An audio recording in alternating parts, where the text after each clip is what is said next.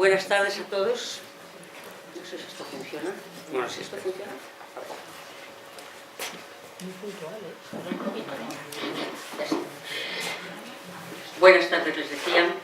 Sean ustedes bienvenidos y vamos a escuchar una conferencia que tiene que ver con las excavaciones que se están realizando en el Cerro de los Almadenes de Otero de Ríos. Me siento verdaderamente complacida de presentarles a ustedes al conferenciante esta noche, don Mariano Yazabuena Sanz. Debo de todos modos advertirles que, dadas sus múltiples cualidades y su enorme currículum, se ha optado por utilizar lo que en el argot se denomina el currículum corto, porque sería excesivamente largo hacer una relación exhaustiva de todos los méritos que le acompañan. Debo decirles que de sus cualidades debo destacar fundamentalmente, muchas son, pero básicamente una inteligencia preclara, de verdad, una fuerza de voluntad, una capacidad de trabajo enorme y una cualidad que a mí me parece, perdónenme, un poco personalista, pero me parece muy especial. Y es que el profesor Ayazabuena es una persona con una gran capacidad para escuchar, lo que convierte esta cualidad en una rara avis en el mundo de hoy, y a él lo convierte en una persona muy dialogante, lo cual es muy de agradecer. A estas cualidades y otras muchas que no voy a insistir, le acompaña además una formación académica brillante. El profesor Ayazabuena es doctor en Geografía e Historia por la Universidad de Educación a Distancia. Es profesor de Historia de la Ciencia en la Universidad de Castilla-La Mancha. Es vicepresidente de la Sociedad Española de Historia de la Arqueología y tesorero de la Sociedad Española de la Defensa del Patrimonio Geológico y Minero. Ha sido comisario de la exposición Pioneros de la Arqueología Española en Madrid y Valencia. Es miembro del comité científico de la revista de Remetálica y Arcaia. Ha editado libros como El nacimiento de la prehistoria y de la arqueología científica del 2005, La minería y la metalurgia históricas en el sudoeste europeo, también del 2005, Documentos inéditos para la historia de la arqueología del 2008. Es coautor de la prehistoria antigua de la península ibérica del 2012 y tiene publicados más de un centenar de artículos en las revistas especializadas. Es además miembro del comité científico y organizador de los congresos nacionales e internacionales que tienen que ver con su especialidad. Y en el terreno del trabajo de campo, debo decirles que ha realizado numerosas prospecciones arqueológicas, tanto en Castilla-La Mancha como en Castilla-León y en Madrid, y que ha realizado como codirector excavaciones en las salinas espartinas de Cienpozuelos y actualmente en el Cerro de los Almadenes de Otero de Ríos. Y para no cansarles, únicamente quería hacer un comentario respecto de la personalidad de quien nos acompaña, y es que además de realizar con, iba a decir, minuciosidad, y así es, sus labores como director de la excavación en la parcela que le compete, es habitual ver al profesor Ayazabuena con un mono de trabajo, un pico y desbrozar un suelo agrario para iniciar la excavación, o verle vaciar las espuertas de sus colaboradores, o verle con una piqueta y un cepillito y vaciarse un horno de tostación del que, además de la información que él sabe extraer, aunque los demás miramos y no vemos, pero él encuentra una información, pero no lo duden, saca de allí escombro, escoria, ceniza, carbón. Son trabajos verdaderamente duros, pero que realiza de verdad en momentos además difíciles, porque en el mes de julio, finales de julio y primeros de agosto, el Cerro de los Almadenes es un verdadero tostadero al sol. Esta proximidad de trabajo es tal vez lo que hace que sus colaboradores le sientan muy cercano y por lo mismo no solamente lo valoren por su valía, como hemos visto, profesional y académica, sino también por esa proximidad al trabajo de cada momento y al trabajo duro. Espero que desde esta tarde-noche sea para ustedes también una persona muy apreciada. De modo que les pediría un aplauso cariñoso de bienvenida, a la vez que a él le cedo la palabra.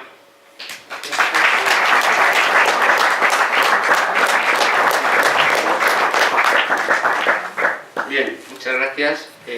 Gracias, Elisa. La verdad es que una de las cosas que hemos hecho cuando hemos llegado aquí a excavar a Otero de Herreros ha sido, de las primeras cosas, ha sido encontrar pues muchos amigos y establecer unas relaciones interpersonales con diversas personas de la localidad y del entorno, que desde luego solamente por eso merecía la pena el haber realizado estos trabajos.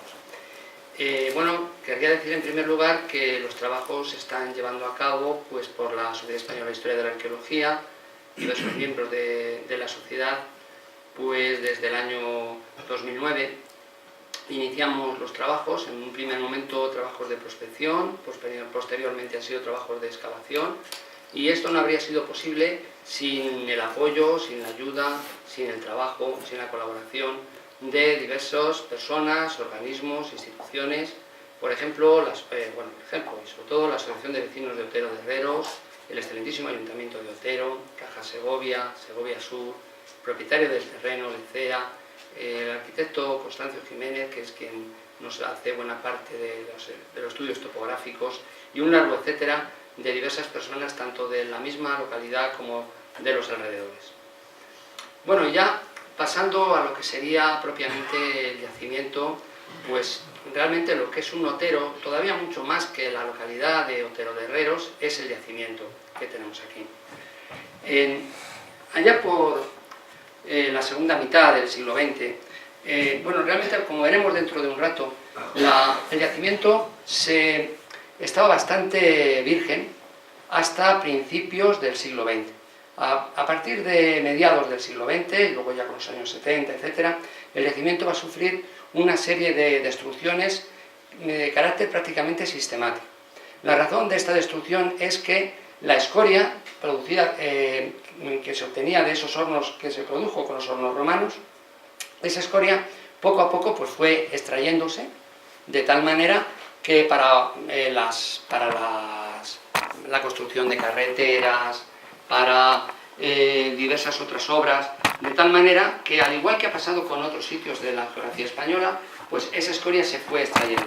Junto con la escoria se fueron llevando pues gran parte de los datos históricos. De tal manera que, como vamos a ver luego dentro de un momento, una buena parte de los datos que se podían haber obtenido con la escoria, más que una buena parte, el 95% de los datos que se podían haber obtenido, esos han desaparecido ya. Han desaparecido ya juntamente con la escoria. Al mismo tiempo, y eso fue en una parte del yacimiento. En la parte que da a este lado de acá. Ahora mismo ahí no está visible esta parte de allá. Y a este otro lado de acá, que sería también cuando se utiliza como cantera el cerro, o sea, en la otra parte del cerro, pues también en la segunda mitad del siglo XX se empezaron a llevar, pues para construcción también de carreteras, utilizándolo como cantera, pues se empezaron a llevar una parte del cerro. Y al llevarse la parte del cerro se encontraron una serie de estructuras que son fácilmente observables, hoy se pueden ver muy fácilmente, y entonces pues se vieron cómo pues estas estructuras pues podían corresponderse con algo.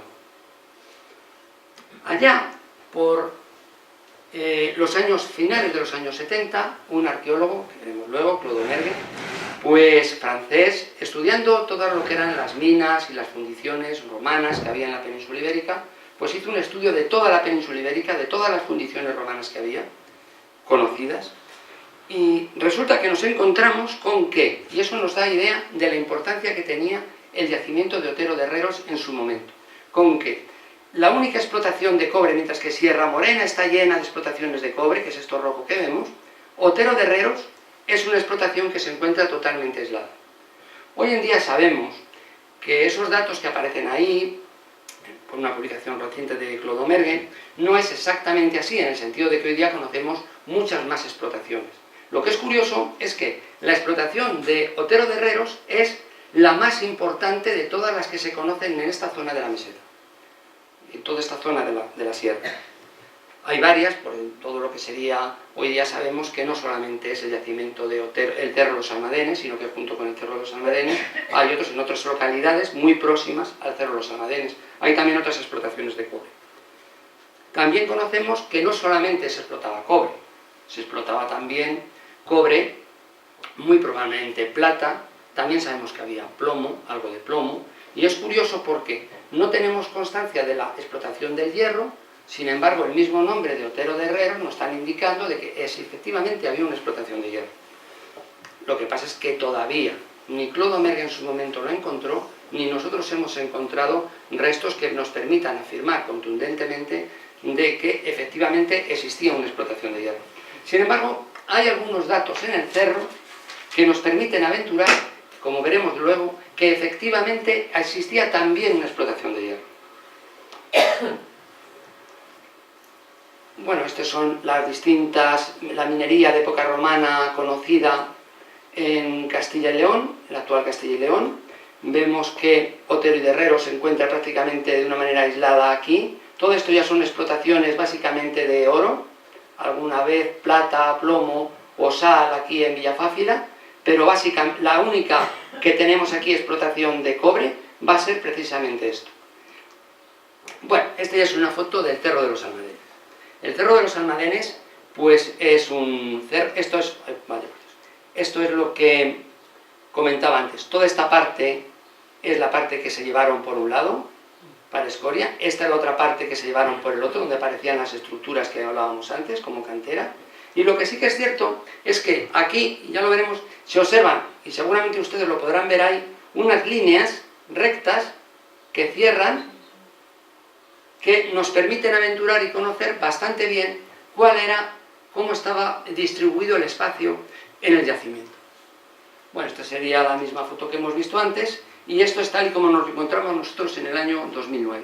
Es decir, unas partes llenas de escoria, lleno de escoria, según se lo habían llevado los camiones en su momento. Pero, y por eso decía que ya se han llevado prácticamente el 95%, en ese mismo perfil, ahí es donde estaban unos arqueólogos, estaban mirando el corte. Bueno, pues un poco más a la derecha, ya los camiones en su día se habían llevado absolutamente toda la escoria existente. De tal manera que ya aquí no hay nada de escoria.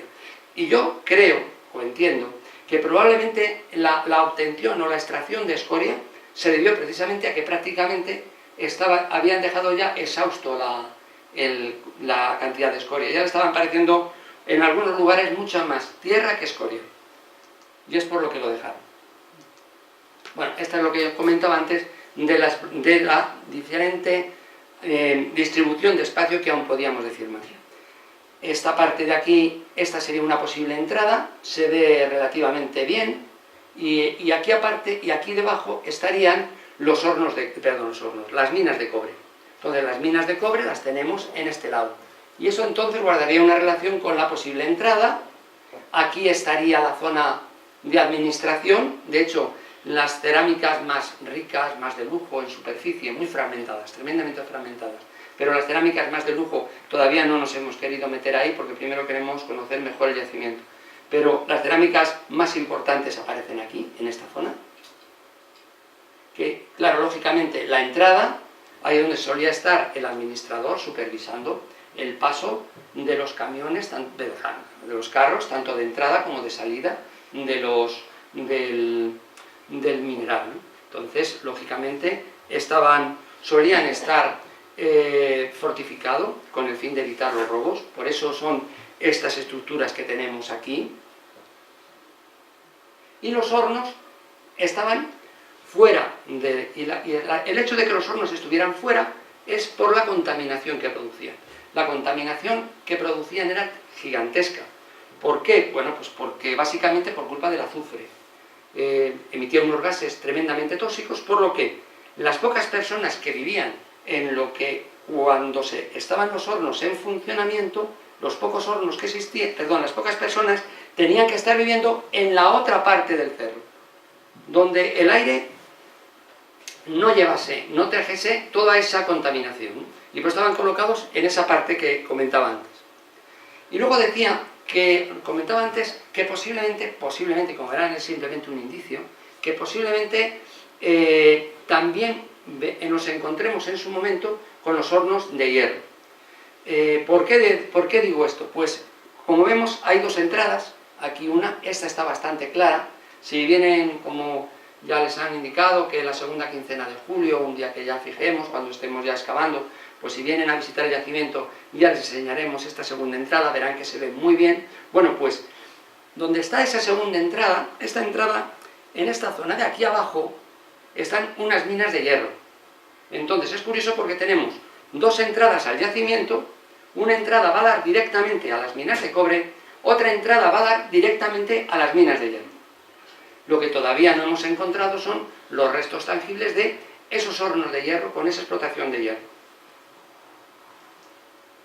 Bueno, esto serían las características geológicas, geológico-mineras. Estas serían cómo la minería ha estado en funcionamiento hasta hace muy poco. Realmente todavía, por ejemplo, estos son acciones mineras de principios del siglo XX, de la compañía anónima minera, Minas de Otero de Herreros.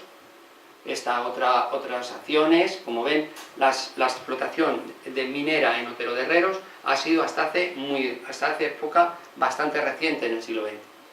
El yacimiento se encuentra bastante próximo a la localidad de Otero de Herreros. De hecho, una de las ventajas que tiene para en su día, si se hace una puesta en valor del yacimiento, es la accesibilidad. Es decir, pasa muy cerca una carretera en bastante buen estado, aunque no esté asfaltada, y está muy próxima a la localidad. Este es el Cerro de los Almadenes, muy próxima a la localidad. Bueno, entonces hoy, por lo que sabemos, o por lo que se sabía hasta hace bien poco, esta se explotó en tiempos de Augusto y Trajano. Eso es lo que nos comentaba Clodomergue. Claro, Clodomergue lo que hizo fue una prospección, no hizo una excavación. Entonces, en función de las cerámicas que obtuvo, en función de esas cerámicas, él pues planteó unas cronologías. Planteó que se podría extraer cobre, zinc, plata, probablemente plomo, hierro. Nosotros hemos encontrado, eso no sé si tendrá que ver directamente con la minería, algún fragmento de chapa de plomo que algunos se había dejado por allí, pero desde luego de época antigua, es decir, que efectivamente plomo había. Otra cosa es que realmente se explotase allí. Y esto es lo que les decía, fíjense lo que eran. Nosotros hemos estado, no solamente en una excavación arqueológica es excavar en el yacimiento, también, como se está diciendo recientemente, también es excavar en papeles. Y excavar en papeles es pues ir a los distintos archivos, a las distintas bibliotecas y buscar allí toda la documentación que nos pueda ser útil. Y, por ejemplo, difícilmente podríamos saber hoy en día cómo era el Cerro de los Almadenes y cómo eran todas esas escorias. Bueno, por donde hemos visto toda esa zona de escorias que se habían retirado, pues es precisamente este cerro de aquí. Todo esto de aquí es escoria. Escoria de época romana, que llegaba prácticamente hasta el mismo arroyo. Las minas estaban por aquí abajo. Una foto de principios también del siglo XX nos hace ver cómo era esa escoria. La foto ya se ve bastante mal, es de una publicación, pero sí que podemos ver cómo eran, con el tamaño de estas dos personas, podemos fijarnos podemos hacernos una idea de cómo era este escorial. Bueno, posteriormente, a lo largo del siglo XX, también se han hecho estudios mineros, sobre todo, con el fin de ver cuál es la potencialidad del cobre y si era interesante económicamente volver a ponerlas en marcha. Eso ha hecho que pues hicieran distintas prospecciones de carácter minero. Y esos estudios hicieron en su momento, llegaron a las siguientes conclusiones. Por una parte, que no en el yacimiento, sino este es el yacimiento, en este cerro de aquí, pues se encontraban 3 niveles, en algún lugar habían localizado hasta 3 niveles de galerías de época romana, decían ellos, no explican por qué dicen que son de época romana, ellos dicen que son de época romana. Luego, unas escombreras es lo que salía de la mina, todos esos desechos, de 30.000 metros cúbicos, pero los escoriales estos que hemos estado viendo antes hacen un montante de 250.000 metros cúbicos. Es decir, la explotación de cobre que tuvo que haber en su momento Fue muy importante. Bien, y esto es lo que les comentaba antes. ¿Y por qué era tan importante el cobre en el mundo romano? Saben ustedes que en el mundo romano, pues ya es después de la edad del hierro, es decir, el hierro ya era conocido para hacer trabajos como, por ejemplo, pues desde las lanzas, las puntas de flecha, por supuesto, arados, por supuesto, la mayor parte de la utilización metálica era mucho más importante el hierro. Sin embargo, vemos que el cobre se sigue utilizando en la forma de bronce, la aleación con estaño, ¿no? Se sigue utilizando y mucho. ¿Y para qué se utilizaba precisamente ese bronce o ese cobre? Pues se utilizaba para algunas cosas que difícilmente se podían hacer con hierro.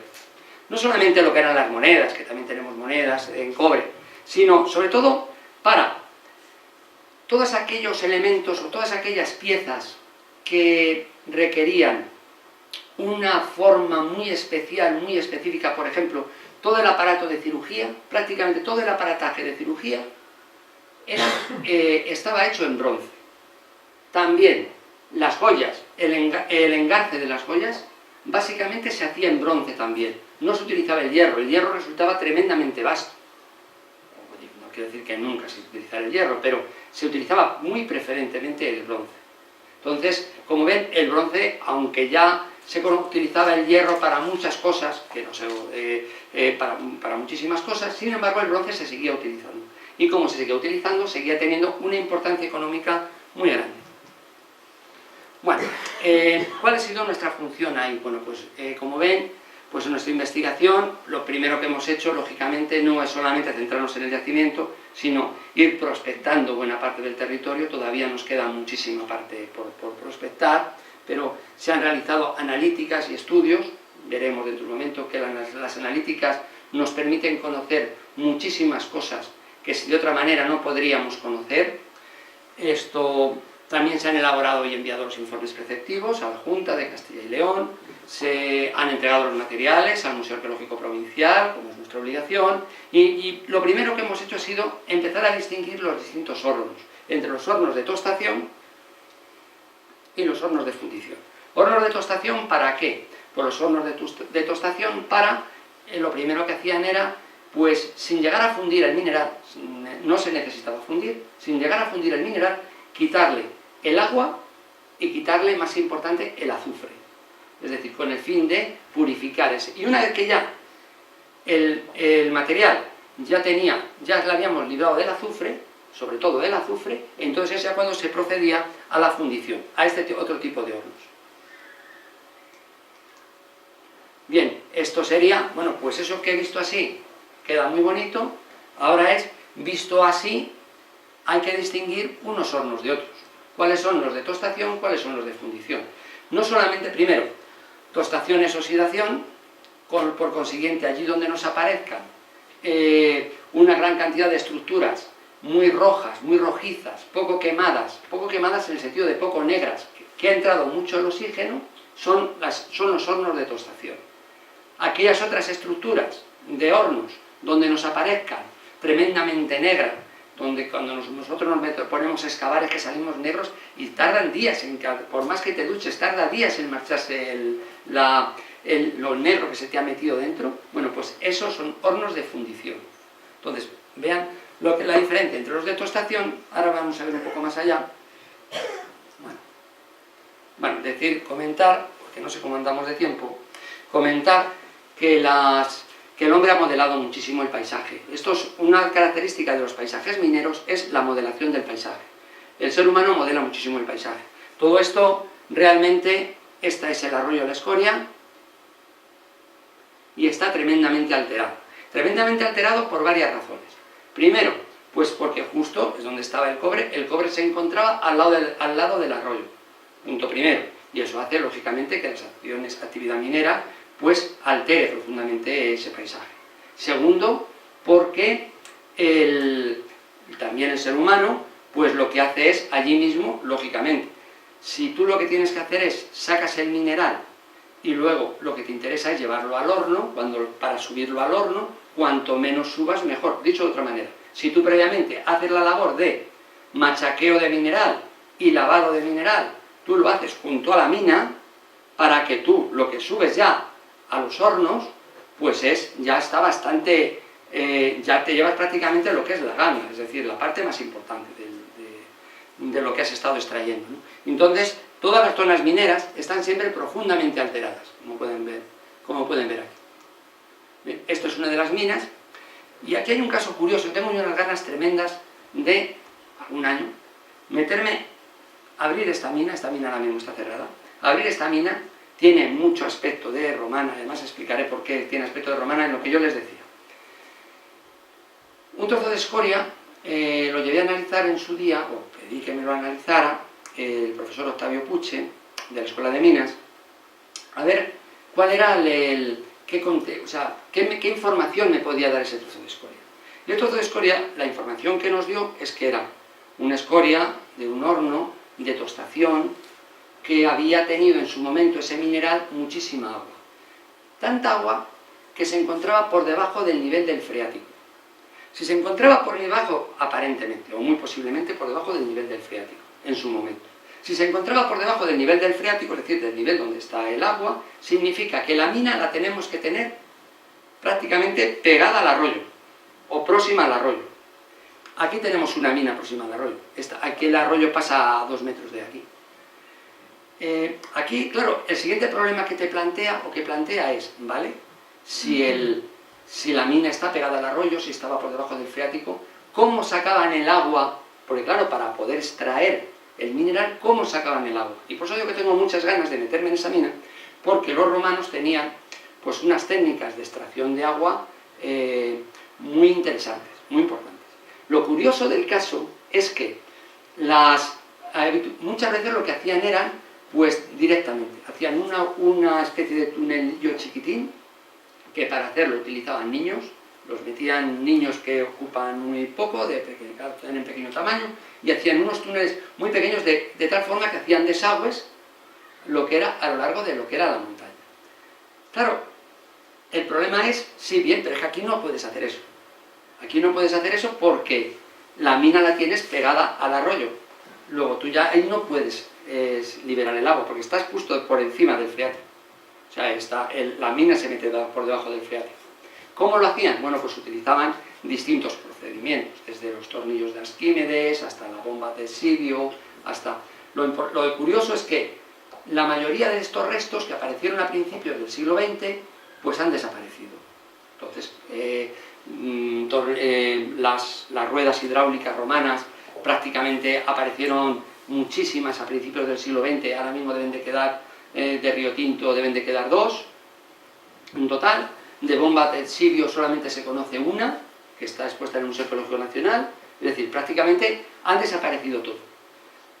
Aquí debería haberse utilizado, otra cosa es que nos quede, pero se debería haber utilizado algo por el estilo, y por eso, lógicamente, el interés de meterse uno ahí y ver si queda algo de eso. Bien, un detalle también muy curioso, por eso les digo que las técnicas romanas, si uno va y dice que en algún momento determinado se ha podido utilizar algo parecido a la electrolisis en el mundo romano, pues puede parecer extraño. Sin embargo, sí que hemos podido constatar que precisamente en ese arroyo hay partes que están perfectamente empedradas en lo que es la base del arroyo. Esta base del arroyo está perfectamente empedrada en buen sistema. Entonces, somos conocedores de que en algún momento lo que hacían cuando las minas estaban por debajo del acuífero, del nivel del agua, o sea, estaban así por debajo del nivel del agua, pues lo que hacían era sacar en determinados momentos ese agua, extraer el agua. Como el agua venía cargada de cobre, lo que hacían era echaban hojalata, ya conocían el hierro, de tal manera que por un proceso químico el cobre se deposita en el fondo. Y algo de eso debió de existir aquí, porque son bastantes metros en los que esto está perfectamente empedrado, perfectamente llano, todo esto. Entonces, pues, es otra cosa a sopesar. Aquí hay como una especie de represa, un canalillo, y esto está otra vez perfectamente, igual que lo que viene por aquí, perfectamente empedrado. Bueno, también no solamente es el protocobre, también es el protogranito, aquí en los términos de Otero y en las proximidades. De hecho, se dice que probablemente, no es muy difícil saberlo, es también un proceso simplemente por un análisis de isótopos, de mirar si la piedra con la que se hizo el acueducto de Segovia procede de Otero de Herreros. Hay una zona del Berrocal que está donde se ha hecho una labor de minería de piedra bastante importante, probablemente pudiera proceder de aquí. Digo, eso se podría mirar con un sencillo estudio isotópico. Bueno, pues esto es lo que ya les he comentado antes. Esto es lo que les comentaba de lo que es aparte de localizar antiguas minas, lo que era cómo se ha modelado el paisaje de una manera brutal, toda esta zona. El Cerro de los Almadenes, este es el Cerro de los Almadenes, esto es aquí donde estaban los hornos, esta es la zona de los hornos. Bueno, y para eso, y muy importante, es localizar las vías. Nosotros estamos intentando localizar la relación, porque claro, lo que no podía existir, y eso ya se conoce, por ejemplo, de las importantísimas minas de Sierra Morena, lo que no podía existir son unas minas muy importantes sin una buena comunicación. Las comunicaciones, sobre todo todo lo que eran las vías romanas más importantes, ¿no? Las calzadas, pues eran hechas por las legiones. No solamente era para que, sí que eran importantes para que las legiones pudieran colocarse en determinados momentos muy rápidamente de un punto a otro, pero también para todo lo que era interconectar. Es curioso porque había una comunicación muy importante, esta y esta otra. Por supuesto, junto a las vías importantes había otras vías secundarias, pero es curioso que esta otra vía, que viene por aquí, pues aquí estaría lo que sería Otero de Herreros. Bueno, se me ha quedado un poquito despuesto. Bueno, esta sería una de las vías que había, la vía 24 del itinerario Antonino, ¿verdad? Que comunicaba César Augusta, Zaragoza, Bilbis, Galatayud, Complutum, Alcalá de Henares, Titurcia, que es Imiacum, que todavía no conocemos bien, no está en discusión cuál era su ubicación, Segovia, Cauca, Coca Romana, etc., ¿no? Y luego, aquí había esta otra vía que venía por aquí, que he puesto en verde, en la cual, pues, en esta zona de aquí estaría Otero de Herreros. Es decir, Otero de Herreros estaba muy próximo a unas vías de comunicación, a las vías de comunicación más importantes que había en ese momento en la península ibérica. Y por cierto, también en Otero de Herreros existen algunos restos de vía, como la calle Empedrada, que no sé si ustedes habrán visto, si alguno de ustedes es de Otero o ha pasado por Otero. Es una calle que se llama la calle Empedrada, que en muchos aspectos se corresponde esa calle con lo que sería una calzada romana. La distribución de las piedras, la forma de estar ubicadas. También eso vendría muy bien en su momento, pues hacer un corte de esas calzadas, ¿no? Bueno, esto es otro tipo de caminos que conocemos, más secundarios, que también comunicaban. Bueno, los antecedentes de nuestra excavación, decir que previamente los estudios que he comentado antes de Domergue, que decía que el yacimiento había sido una explotación muy importante desde el siglo I hasta el 40 después de Cristo, y que luego no había muchos datos al respecto. Este es Clodomergue, aquí estoy yo. Este es Octavio Pucha, que decía que hacía algunos estudios, que he hecho también algunos estudios sobre los materiales de Otero de Herreros. Esta es una parte de lo que sería el primer estudio científico arqueológico que se hace del Cerro de los Almadenes en Otero de Herreros, pues va a ser precisamente debido a Clodomergue. Se hicieron distintos estudios. En 1987 se hace un estudio para realizar inventario de yacimientos arqueológicos. En 1994 se vuelve a reincidir. En ambos siempre sirve como trabajo de base el estudio de Clodomergue. Pero ya en el estudio del 2004 ya se empieza a decir que sí, que es cierto. Por supuesto, todas las cronologías que nos aporta Domergue son ciertas, pero ya hay algunas cerámicas que nos llevan ya más allá del siglo I, incluso hasta el siglo III después de Cristo. Posteriormente, otros autores, conocedores del terreno, como va a ser, por ejemplo, Andrés Díaz, pues plantean que, por supuesto, mantienen la misma cronología que dice Clodomergue, pero ya no solamente en fechas posteriores, también se lo traen a fechas anteriores. Y dicen, no, probablemente también hay explotaciones celtibéricas, es decir, de la edad del hierro. Lo que pasa es que efectivamente es difícil, y es difícil el localizar estas explotaciones, si son celtibéricas o no, por una sencilla razón, porque como en el mundo romano buena parte de las cerámicas continúan con nuestra tradición indígena, tú no sabes si tienes, en muchos momentos, si tienes realmente una cerámica celtibérica o una cerámica del hierro 2 o una cerámica ya de época romana, pero con tradición indígena. Debo decir que nosotros nos hemos estado encontrando cerámicas que aparentemente solamente han aparecido hasta ahora en contextos prerromanos, o sea, antes de los romanos, lo que, si es lo que en principio nos indica, pues ya deberíamos estar pensando en que efectivamente este yacimiento estaba utilizado ya antes de los romanos. Bueno, este es el yacimiento tal y como estaba antes de que pusiéramos a excavar. Como ven lo que les comentaba antes, de estas zonas ya totalmente limpias de escoria, y aquí ya nos está quedando algo de escoria, que es donde hemos empezado a trabajar. Bueno, la metodología de excavación, como ven, no solamente es excavar, es toma de muestras, medición, muy importante la medición, colocar cada cosa en su sitio, por eso hay que hacer un reticulado, hay que medir cada pieza que aparece, hay que hacer fotografías, hay que hacer dibujos, hay que hacer también estudios. Es curioso porque nos apareció cómo hemos hecho estudios antracológicos y estudios palinológicos. Estudios antracológicos es de coger la madera que estaba en los hornos, hemos mirado a ver de qué era esa madera. Bueno, pues era madera de siempre, todas las piezas que se han estudiado, que se han analizado, son maderas de pino. Es decir, el pino que ahora mismo ahí no hay para nada, pues era madera de pino. Pero lo curioso es que hicimos un estudio palinológico y tampoco en el mundo romano había pino aquí. Es decir, estudiando el polen que nos aparece del mundo romano, resulta que lo que había en ese momento era un paisaje en muchos aspectos muy parecido al actual. Es decir, pues teníamos pues algún roble, teníamos enebros, teníamos algún fresno para zonas más húmedas, en los arroyos, teníamos la fauna, por supuesto, nos aparece, muy probablemente tendríamos pues el conejo, el caballo, la oveja. Es decir, el aspecto, el paisaje que había en ese momento era un paisaje muy parecido. Y entonces viene, claro, la pregunta, ¿y de dónde venía el pino? Pues estaba claro que ya, dada la deforestación que había en ese momento, había que ir a por el combustible, había que subir hasta la sierra, la parte alta de la sierra, para bajarse el combustible, hasta que probablemente se deforestaría.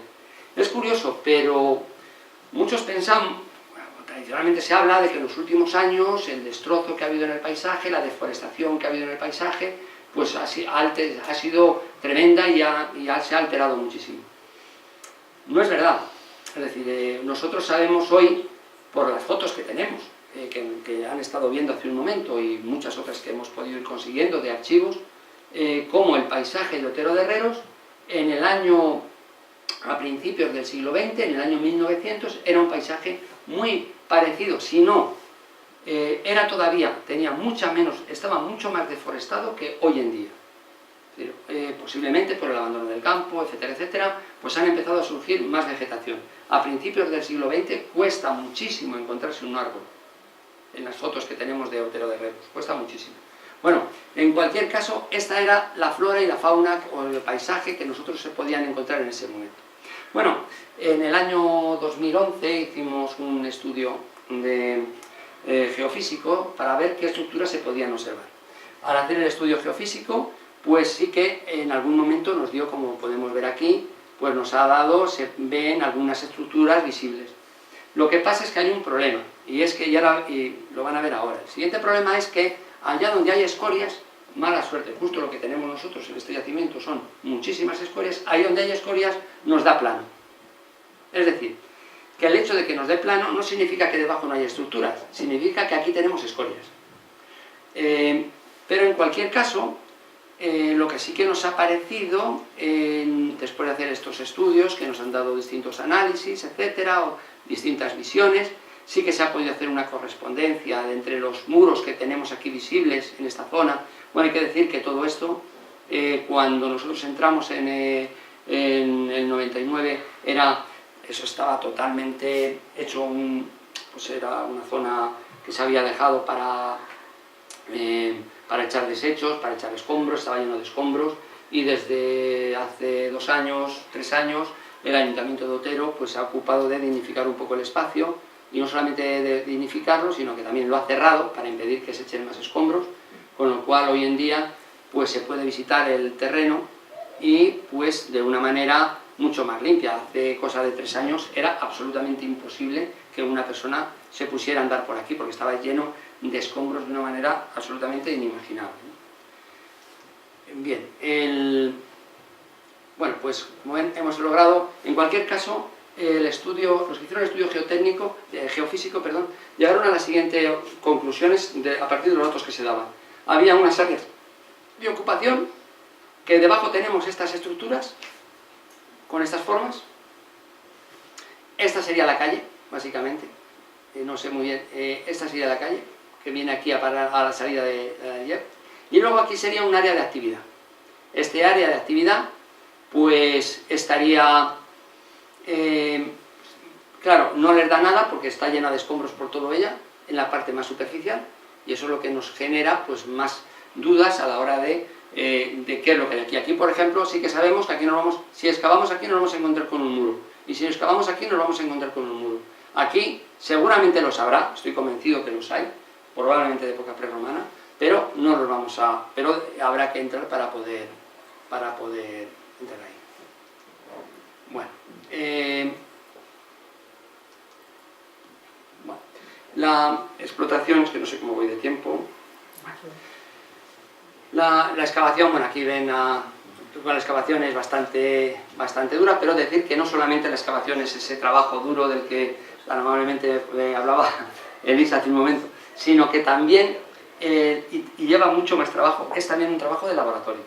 Entonces, es el trabajo de laboratorio que consiste en, cuando te encuentras una pieza son 50 piezas y de pronto que 50 piezas se unen, algunas se pueden haber roto en la excavación, pero mucho más frecuente es que están rotas ya de la época en que el yacimiento, las cerámicas se rompían ya en su momento y dejaban de ser útiles. Bueno, hay veces que, por ejemplo, se echaban también cerámicas en los hornos porque eso servía para mejorar la combustión, pero bueno, eso ya es aparte, ¿no? Pero independientemente de eso, en su momento también se rompían las cerámicas. El cierto es que hay veces que podemos observar que las cerámicas se pueden pegar, podemos conseguir, por ejemplo, como es este trozo, una tapadera, y vemos que, pero claro, fíjense lo que implica para poder ir juntando de piezas que nos han aparecido en el yacimiento hasta que vemos que lo que tenemos delante es una tapadera. También, por ejemplo, hay veces que, como pasa aquí, pues un trozo de textil. Este trozo de textil, muy importante porque de ese tipo de textil, lino, pues era con lo que se hacía en esparto, era con lo que se hacían los cestos, los canastos que utilizaban los mineros. Bueno, decirles que ya cuando vayan ustedes allá al yacimiento, que realmente el yacimiento de momento lo hemos dividido en 3 sectores. En un primer momento empezamos aquí, en el sector 1. Luego ya hemos continuado en el sector 2 y 3 el año pasado, lo cual nos han dado datos muy interesantes. En el sector 1 pues hemos seguido trabajando. Este es el sector 1, donde estaban los hornos. Ven aquí lo que les comentaba al principio. Un horno de tostación, un horno de fundición. Se ve bastante bien. Aquí esto es lo más interesante que encontramos el año pasado y ahora vamos a hablar sobre ello.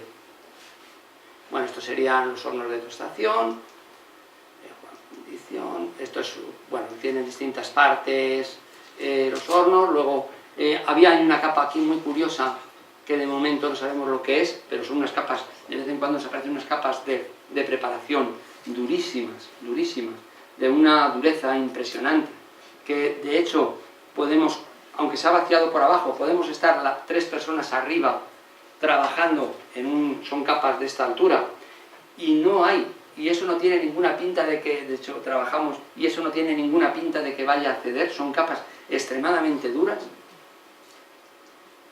Y esto es lo que comentaba este año. Este año,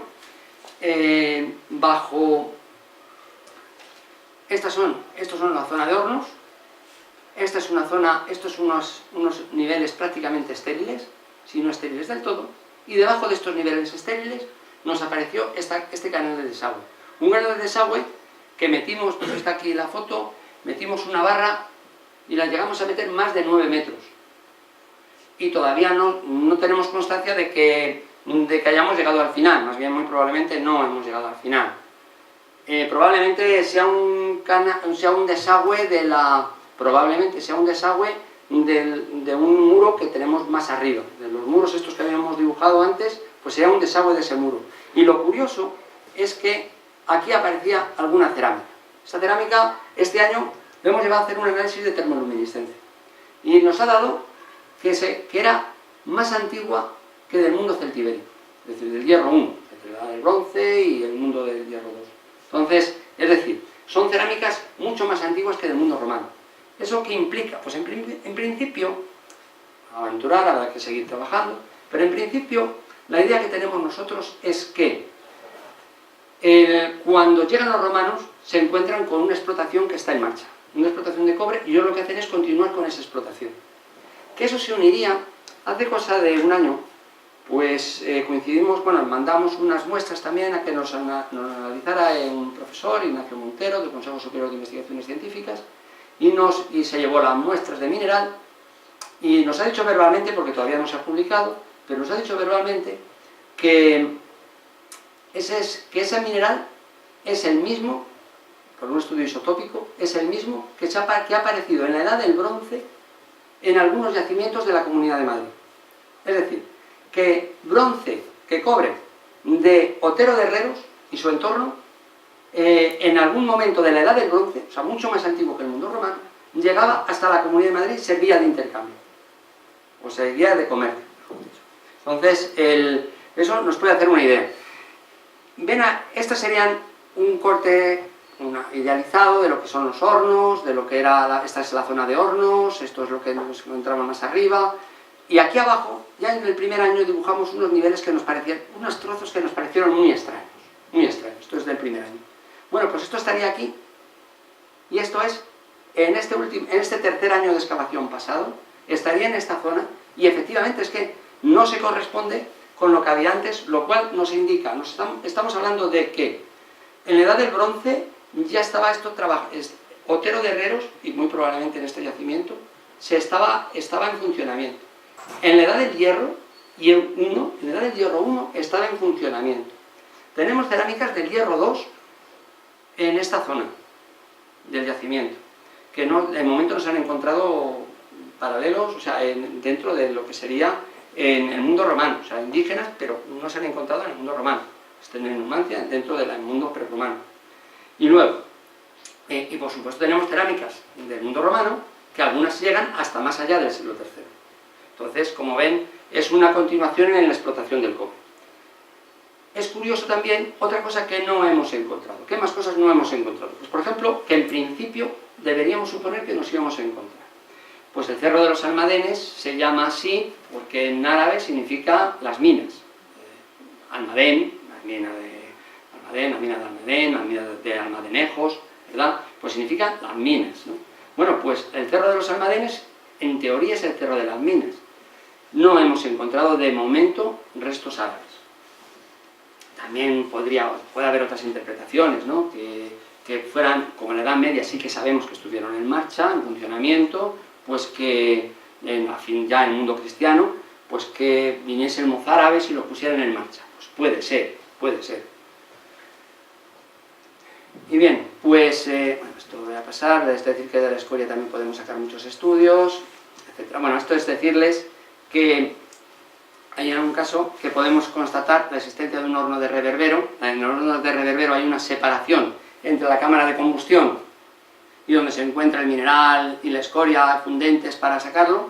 Hemos encontrado aquí en esta zona este horno, o un tercer tipo de horno, en el que en esta zona está todo lo que sería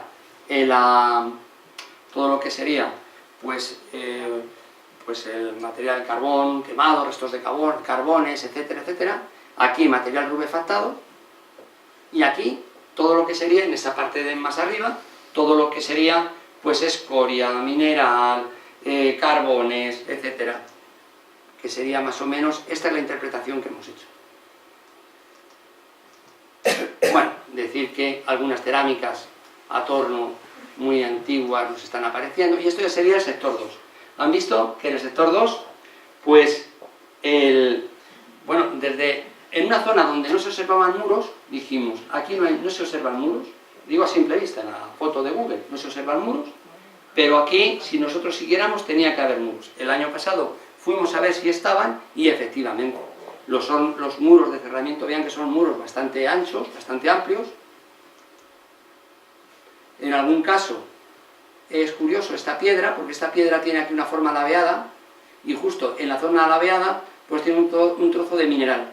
Es decir, una de las cosas que no hemos encontrado son toberas todavía, y lo que estamos viendo es que efectivamente no las encontramos porque probablemente no había toberas de cerámica tal cual, sino que se utilizaban las mismas piedras que sirviesen de tobera.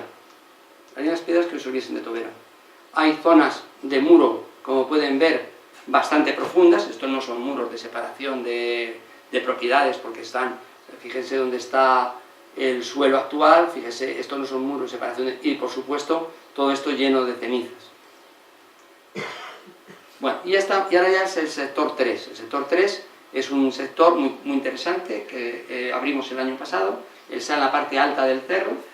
En ese sector 3 pues apareció gran cantidad de cerámica, muchísima cerámica, como pueden observar.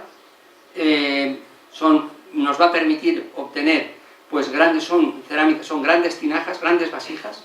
Esas grandes vasijas, restos de grandes vasijas, algunas las vamos a poder reconstruir prácticamente enteras después de un proceso de restauración que Eva está ahí trabajando en él, y entonces, porque no solamente consiste en pegarlas, hay que primero desalarlas, tratarlo, es decir, no consiste simplemente en coger y ponerse uno a pegar un trozo con otro, sino que previamente hay que tratarlo. ¿Ven? Esto es tal y como aparecieron algunas de las cerámicas. Como ven, son prácticamente vasijas enteras que en el mundo a muy escasa altura, por eso nos salían en la prospección geofísica esas estructuras y las zonas de cierre. Vean, estas son la boca de la cerámica, el fondo de las cerámicas, como ven, prácticamente enteras, los cuerpos, lo que sería todo el cuerpo de la cerámica, prácticamente entero. Es curioso porque aquí esta foto no se ve muy bien, pero es una parte de una prensa, o sea, para prensar vino, para prensar aceite. Entonces, una piedra de torturaria. Entonces, pues bueno, esta sería una de esas piedras, ¿no? Entonces, es curioso porque un poco más aquí, un poco más allá, justo donde acaba la foto, nos aparece otro. Entonces, efectivamente, estamos en una zona de almacenaje.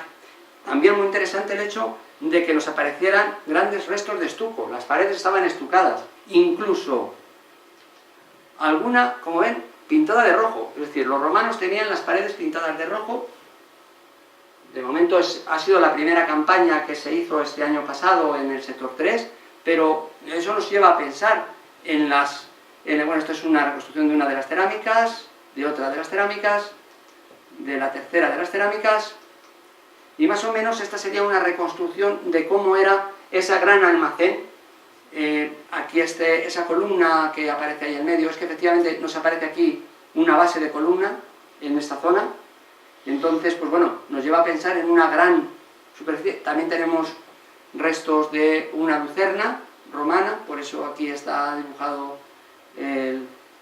Paco Ramos, que dibuja todas estas cosas y está excavando esta zona, pues esa zona. Y luego hay algunas cerámicas, como ven, terra sigillata, característica del mundo romano.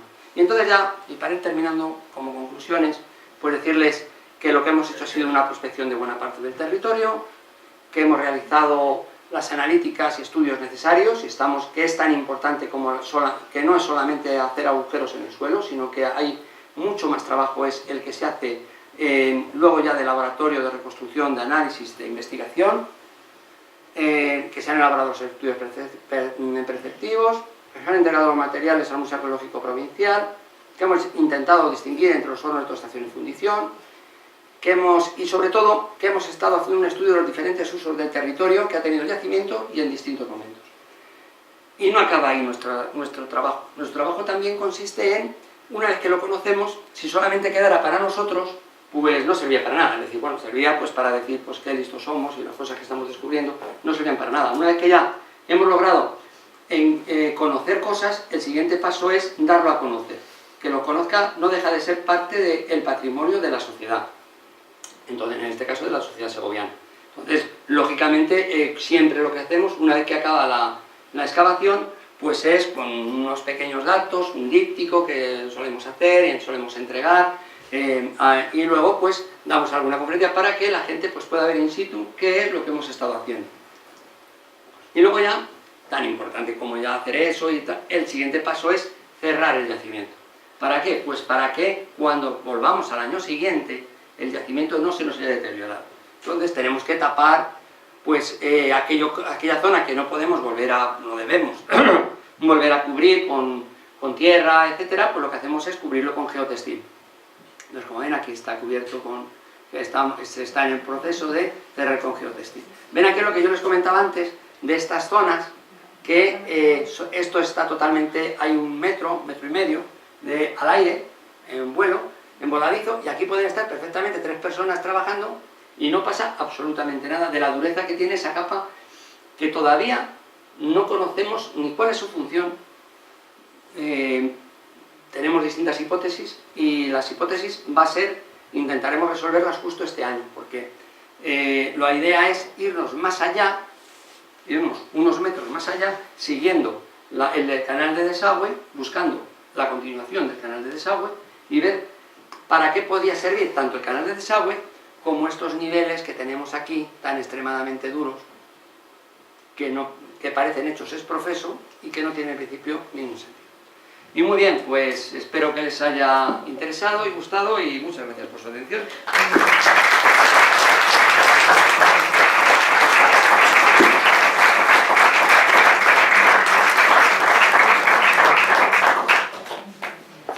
Si tienen ustedes alguna pregunta que hacer.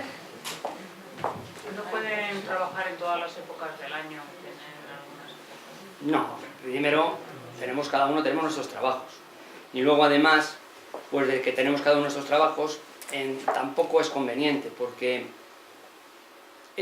también, como he dicho antes, no consiste solamente en excavar, consiste en restaurar lo que se ha excavado, consiste en estudiar, en analizar.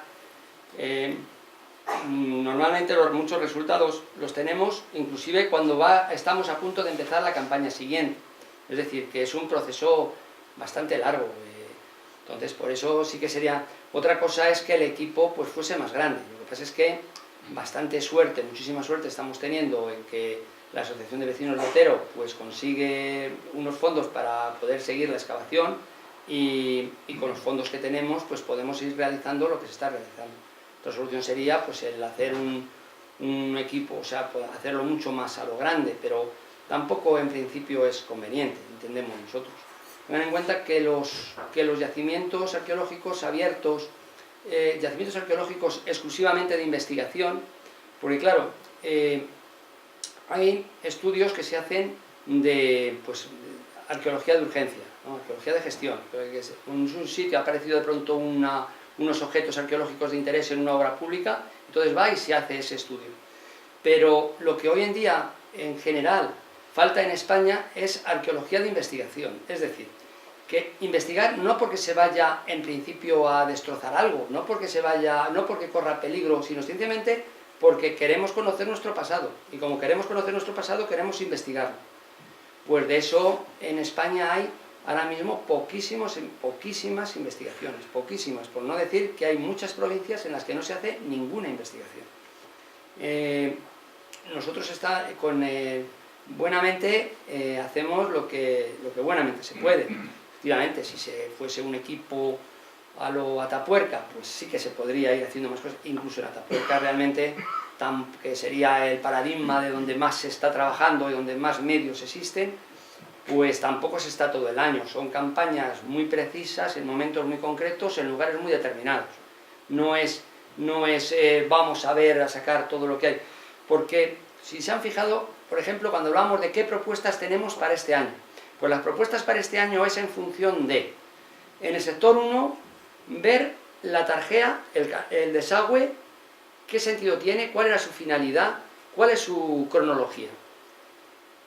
Los muros, ver, ¿son exactamente los muros como nosotros, tienen esa forma, esa configuración que nosotros pensamos? ¿Cuál es su anchura? Había torres, porque nosotros pensamos que en algunos lugares, por los restos que hay, pensamos que había torres. En algún sitio, de pronto vemos que hay una acumulación de piedras que como si hubiesen caído de sitio mucho más alto a lo grande, pensamos que ahí había torres. Entonces, había torres, sector 2. Sector 3, parte alta. Zona de almacenaje, de administración. Entonces, y nos quedaría, como he hablado al principio, esa zona donde, digamos, estaba el administrador, el dueño, o más que el dueño, la persona de mayor prestigio y mayor poderío económico de los que estaban ahí. Entonces, ¿cómo eran esas viviendas? ¿Cómo era esa casa? No estamos ante una villa romana, como puede haber en otras zonas aquí en Segovia, porque esto es una zona industrial, es una zona de explotación económica. La gente vivía, como he comentado al principio también, en otro sitio, no estaba en la mina, no estaba pegado por un problema de contaminación, vivía fuera, sobre todo en el mundo romano. En el mundo prerromano no, porque la explotación era mucho más pequeña, y con que te fueras unos cuantos metros más allá, pues, pero cuando ya las explotaciones se ponen en un plan, digamos, utilizando nuestro lenguaje, en un plan industrial, ya tenías que marcharte mucho más allá. Y eso es lo que puedo... No sé si lo he cogido, pero ¿hasta cuándo se supone que fue práctico, o sea, que fue rentable la explotación? Nosotros tenemos cerámicas que en principio nos llevan hasta el siglo IV. Hasta el siglo IV después de Cristo. Y ya digo que tenemos indicios desde el mundo de la Edad del Bronce. Entonces sería, es decir, para que nos hagamos idea, hablando así un poco en plan vasto, que no es eso, pero vamos, para que nos hagamos idea, desde un 1500 a.C. hasta el siglo IV después de Cristo. Luego, pero incluso algunas veces nos encontramos con alguna cerámica que tiene aspecto de visigoda, con lo cual ya nos iríamos más allá. El problema que hay con visigodos, con musulmanes, es que no sabemos muy bien por qué, pero eso nos pasa en toda la península ibérica. Sabemos que trabajan, sabemos que están trabajando, que están ahí, que lo están explotando, y dejan muy pocos restos. Entonces el hecho de que no te encuentres restos tampoco significa que no estén, significa que no te los estás encontrando, porque están dejando muy pocos restos. ¿Por qué dejan tan pocos restos? Pues tampoco lo sabemos muy bien, pero no solamente es un problema de Otero, es un problema en general de toda la península ibérica. Pero bueno, eso está ahí, era gente que gastaba muy poco, que lo que gastaba, que cuando se rompía algo debía de estar recogiéndolo, porque si no, no se entiende, y entonces pues estaban ahí. Y eso nos pasa también con el mundo visigodo. Y por eso digo que en principio hoy podríamos decir que desde el mundo de la Edad del Bronce hasta el mundo romano, hasta el siglo III o IV, los tenemos, y luego no sabemos, y luego ya en la Edad Media sí, en la Edad Media ya con el mundo cristiano sabemos que ya se vuelve a la explotación, se vuelve al trabajo, etcétera, etcétera. ¿Alguna pregunta más? Pues nada, pues muchas gracias a todos ustedes por su atención, y si quieren, pues ya les digo, a finales de julio pueden venir a visitarnos.